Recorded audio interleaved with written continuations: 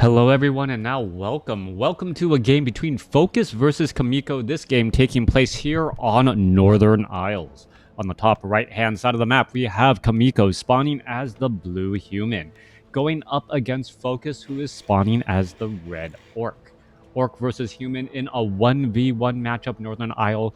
This game, well, taken as a replay from, let me make sure I get this game correct, ESL Open Cup Asia 91, as things are already well underway. Opening up with an altar of storms and an orc burrow, followed by, we'll see if it will be a war mill, if it will be grunts, or if it will be headhunters. Meanwhile, off on the other side, most human players really still sticking to that archmage. A handful of times you may see a mountain king opening as well. Only time will tell, though, as things are already getting underway. Let's go ahead and get to that, 2-minute mark where the game really begins after all of those opening maneuvers. It is going to be an Archmage going up against Farseer. It is going to be Warmill Headhunters, as the Farseer may move on out, try and do a little bit of harassment, and then come back and use those, spear-throwing headhunters there. Farseer already out. First headhunter currently being trained. Farseer looks like it is going to perhaps try and clear out a relatively easy green creep camp first, and then move on his merry way.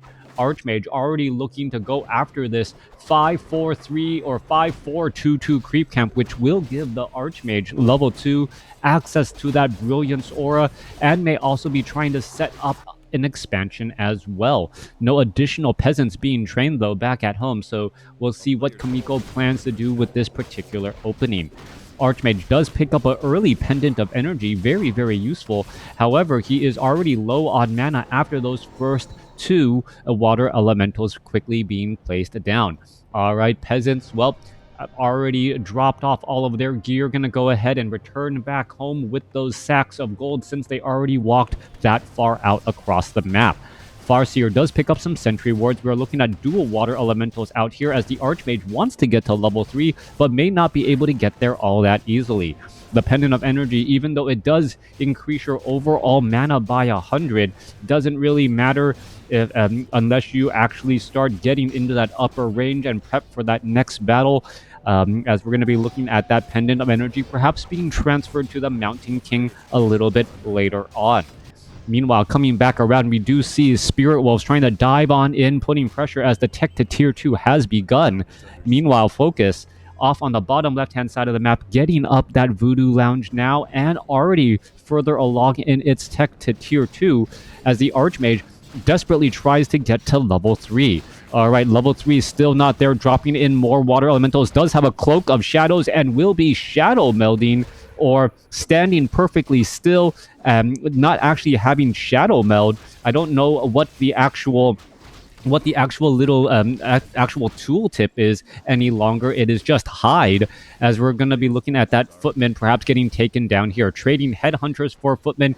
Footman down to 12 hit points. Is it going to get taken out? It is, giving a little bit more experience back to the Farseer. Farseer inching closer to level 2, taking a little bit of damage. Even though he does have a Voodoo Lounge, he did not go shopping before he left, so he will have access to those precious items a little bit later. An Ensnare going down onto the water elemental there. This Murloc Huntsman will get taken out. Water elemental timed life will be coming to an end as it sits there and fights. And that is a sign to FoCuS, saying, you know what? Since you do want to fight me here as opposed to running away, well, perhaps I shouldn't actually try and take you down. A little bit of a head fake there, as we're looking at the Archmage, who will be getting to level 3 away from all of the action. Long distance experience gain there for the Archmage, as the Archmage gets to level 3, will have access to those level 2 water elementals, but without an Arcane Vault or Arcane Sanctum, will not have access to any of that early human healing abilities. Archmage now coming on down. Does have a Water Elemental here. Does also have a Lightning Shield. May try and walk the Water Elemental into position, cast a Lightning Shield, and then rack up that damage. That could work out fairly well, moving that Water Elemental into this position and then using the Water Elemental as a lightning rod, so to speak, to deal damage, disrupt mining, while also disrupting the Spirit Lodge here. However, the Archmage really suffered a lot more damage than he bargained for, down to 104 hit points, and Chaemiko may be forced to use a Scroll of Town Portal down to 66 hit points, off to the races, and it looks like he will be able to get away without much of a problem. Archmage still running back. Tauren Chieftain already out there on the battlefield. Meanwhile, no sign of a tier 2 as of yet. Arcane Vault now getting added. Mountain King getting trained up as well. And that is going to be a pretty significant delay as the Tauren Chieftain is already out onto the board with Stomp, finishing off a couple of those remaining Water Elementals, and now looking to get to level 2 for that Endurance Aura. Farseer is at 2. Archmage is at 3. Tauren Chieftain already out there on the battlefield, has access to Stomp as well. Meanwhile, Mountain King is still training up back at home. Archmage looking to heal. There's that Scroll of Regeneration for all of those low hit point footmen. Now, here on Northern Isles so far, we are looking at the players playing a pretty tight game of Warcraft 3. Chaemiko, it feels like he is a bit behind here, just ever so slightly, a slight advantage for FoCuS as the Tauren Chieftain now goes after a footman here. That tech to tier 2, that faster tech to tier 2, more time for that Tauren Chieftain to get to that level 2 as the Archmage now once more dives on in. Now remember, the Scroll of Town Portal was not used earlier. Tauren Chieftain now with Scroll of Speed able to execute and come across here. All of the buildings are now being done as the footmen now need to try and retreat away as well. Double Water Elementals, footmen, all of these units, how come they're not going to get pressured or taken down as we're looking at damage adding up here? Tauren Chieftain is going to throw down a Stomp. He looks like he's in a perfect Stomp position. Stormbolt onto the Farseer instead. Tauren Chieftain should be throwing down a Stomp there for a good stun as the Farseer is in a bit of trouble. He is low on hit points, surrounded, and also doesn't have a Scroll of Town Portal. In comes another Stomp there, trading a footman for all of these other units. Stormbolt onto the unit there as Chaemiko now with a big advantage, taking down the level 2 Farseer, and Stormbolt still available for that Mountain King. Mountain King with that Pendant of Energy, getting in a little bit of additional mana, and an additional Stormbolt will be ready, maybe even 2, as another Stormbolt goes down onto a Raider. All right, Lightning Shield onto the Mountain King right there. A little bit of damage. Purge. Archmage trying to get that last bit of fireball damage there, but the Raider ends up staying alive as the Mountain King still has enough for a Stormbolt, but, well, may not try for it. All right, no, Raider does end up getting taken down. Mountain King now going after a Shaman. Tauren Chieftain gets in a good Stomp as well, and Chaemiko may have been overstaying his welcome here as a quick Purge slows down a Water Elemental, removes much of its hit points, allowing the Tauren Chieftain to finish it off. Chaemiko now back out onto the battlefield, transitioning into Rifleman and a Priest.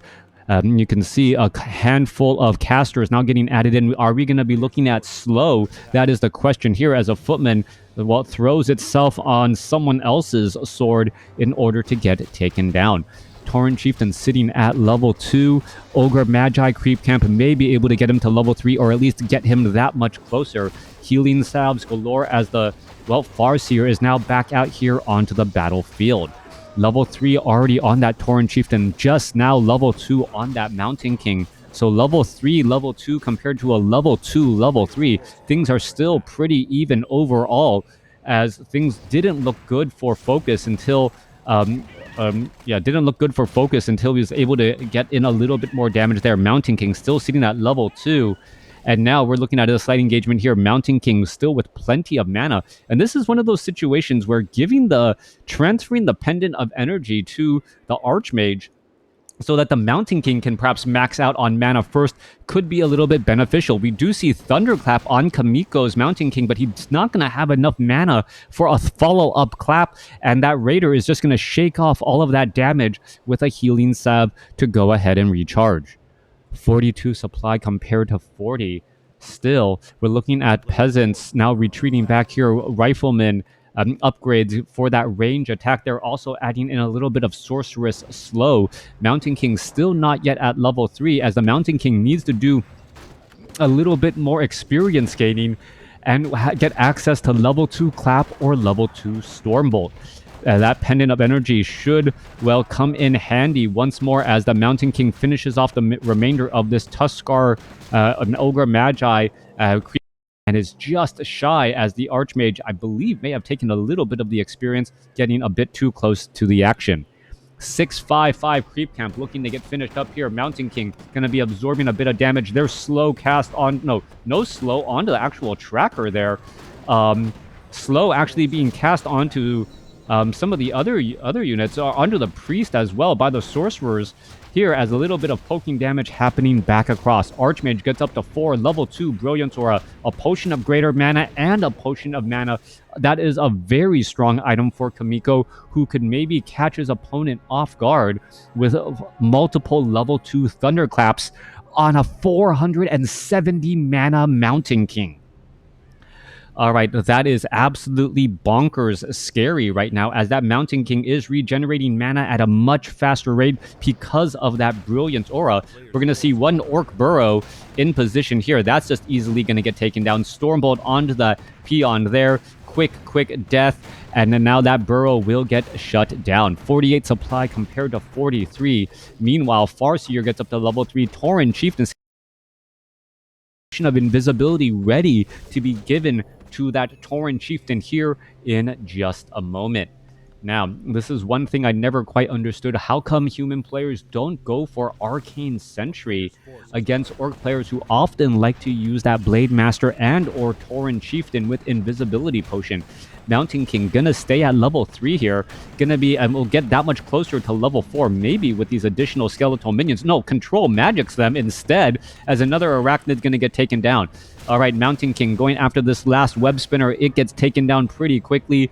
And we are looking at a near 400 mana Mountain King at still getting up to 470. That is absolutely scary stuff right there, as that Mountain King, as long as it stays alive, should be fine. The question is, will we be going to a Paladin third to get those Holy Lights, allowing that Mountain King to dive on in that much? Did he use a Potion of Mana or perhaps transfer it?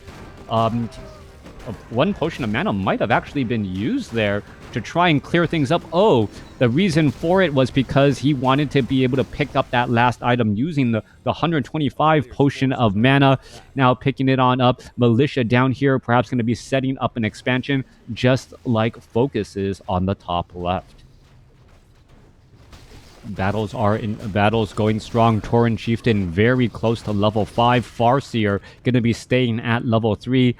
Unholy Aura on that Tauren Chieftain. Unholy Aura, well, that Tauren Chieftain is now moving very fast between level 2 Endurance Aura and, a weakened Unholy Aura. You can see all of these units moving so quickly, so hit and run tactics are just going to be that much scarier. Once the Sorceresses, however, cast slow, things will be offset quite a bit, as we're still looking at the, Spirit Wolves trying to make their rounds here. All right, we are going to be looking at Spellbreakers with Control Magic. Those Wolves may turn their allegiance rather quickly, as the Mountain King does have invisibility from those Sorceresses. All right, in comes the Wolves here. Scout Tower, doesn't even need to get in any real damage, as the Farseer resummons some Spirit Wolves to perhaps try and engage out onto the battlefield. Archmage does have that Potion of Mana. Where are all of these units heading off to next? Mountain King going to be maxed out on mana in just a moment. There is some Wand of Lightning Shield. There's Control Magic and Invisibility being cast back around. Thank you very much. And, especially now that there could be more and more Spirit Wolves out onto the battlefield and eventual Shadow Wolves, you definitely want that to give an early start on those wolves once they start diving in to your expansion. Water Elemental heading back off to the north here. Meanwhile, on the bottom left-hand side, we're still looking at Stronghold Tier 2 versus Tier 2. No sign for a tech to Tier 3. It is not yet quite worth it, as that 300 or nearly 400 gold could be better used to get closer to the upper limits of low upkeep. Orc Burrows now going to be taking quite a bit of damage here. Orc Burrows do supply a little bit of experience, but more importantly are going to be supply blocking FoCuS. If you can supply block your opponent, you guarantee that your opponent, excuse me, does not have the ability to train up units once they are taken down. However, off to the north, this Great Hall is now done. Water Elemental's trying to fight back against the Wolves as the units are still going into a slight engagement. Tauren Chieftain is fully visible and sitting at level 5. There goes an Ensnare, a couple of Ensnares, Stormbolt, or a Thunderclap right there, Stormbolt onto the Tauren Chieftain, Lightning Shield onto that backline. It's going to get purged off. Rifleman trying to continue to fight. There's a Stomp now coming in. Lightning Shield, or Chain Lightning bouncing around. Mountain King throws in another Thunderclap, throws things all off as the Raiders are now very slow between slow and Thunderclap. Chain Lightning bouncing around. One Sorceress gets taken down. 70 supply compared to 63. Army sizes are very, very comparable. Mountain King sitting Potion of Mana, Archmage ready to come back in for another engagement, picking up a Scroll of Healing to try and counteract a bit of that Chain Lightning. Meanwhile, well, purposely buying those Scrolls of Healing away from your opponent so that he can't counter your Chain Lightnings and those Stomps. All right, this is next level gameplay here, trying to use the shops against your opponent. Mountain King, is he going to be able to pick up a Scroll of Healing? Yes, he does. 2 Scrolls of Healing going up against 3, as a lot of that damage is spread out across multiple units. Kodo Beast, 1 Spellbreaker in the belly, and there are 3 Kodo Beast available. Interesting call to go for triple Kodo Beast, knowing that your opponent has some Riflemen, but the Spellbreakers are just not going to be able to do all that much here. All right, Mountain King looking for an engagement. Kodo Beast trying to dive on in. Nope, not going to get stunned, not going to get slowed. And still, level 4 compared to a level 3, level 5. That level 3 Stomp, absolutely killer, but having to get past those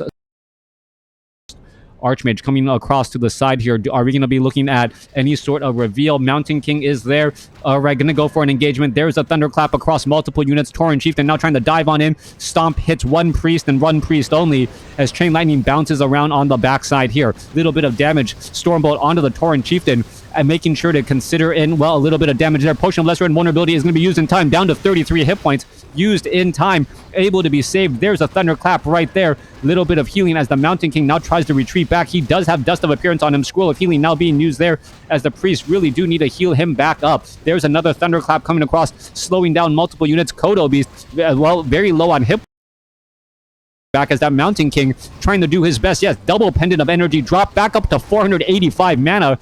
Chaemiko amongst a giant battle able to use that double mana trick.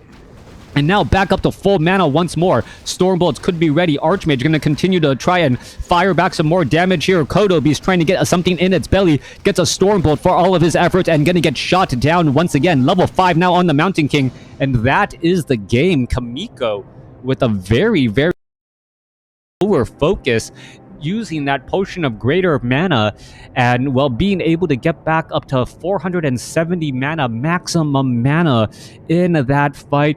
Seemingly endless Stormbolts and Thunderclaps. Once that Mountain King got up to level 5, it was pretty much GG right there, as that Mountain King and Archmage combination far too much.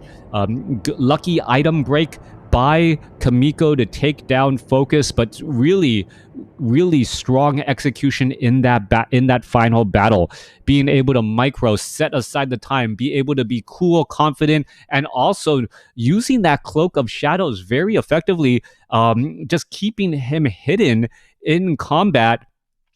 So that once the cooldowns were ready, he could burst out, do more damage, and then rinse and repeat. That Mountain King was down to 33 hit points, if you remember. The Potion of Invulnerability, coupled with the Scroll of Healing, coupled with the Priest Heal, well, gave him that necessary edge. Losing that Mountain King would have, well, been resulted in a completely different outcome. Thanks for watching. Thanks for listening. Let me know what you guys think.